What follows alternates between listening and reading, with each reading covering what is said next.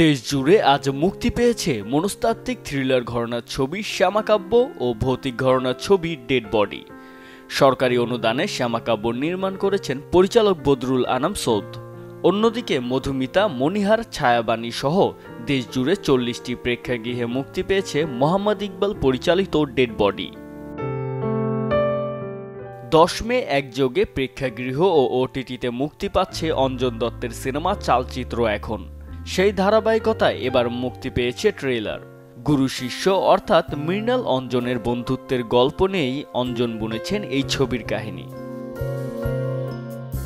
ভারতের সবচেয়ে জনপ্রিয় ও হিট সিরিজ পঞ্চায়েতের 3য় সিজন মুক্তির তারিখ ঘোষণা করল অ্যামাজন প্রাইম। সিরিজটি দিয়ে ফের পর্দায় আসছেন জিতেন্দ্র কুমার, নীনা গুপ্তা, রঘুবীর যাদব, সানভিকা।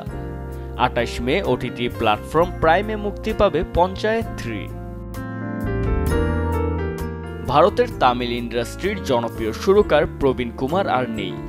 দীর্ঘ অসুস্থতার পর বৃহস্পতিবার মাত্র 28 বছর বয়সে না ফেরার দেশে পাড়ি জমিয়েছেন এই শিল্পী। বিশ্ববিখ্যাত হলিউড অভিনেতা ডোয়াইন জনসনের বিরুদ্ধে অপেশাদার আচরণের অভিযোগ উঠেছে। দাবি করা হচ্ছে অ্যামাজন স্টুডিও নির্মিত রেড ওয়ান সিনেমায় শুটিং সেটে প্রায়ই দেরি করে আসেন রক। বিশ্বের সবচেয়ে বেশি পারিশ্রমিক নেওয়া এই অভিনেতার এমন আচরণের কারণে নাকি সিনেমারও বাজেট বেড়েছে কয়েক গুণ।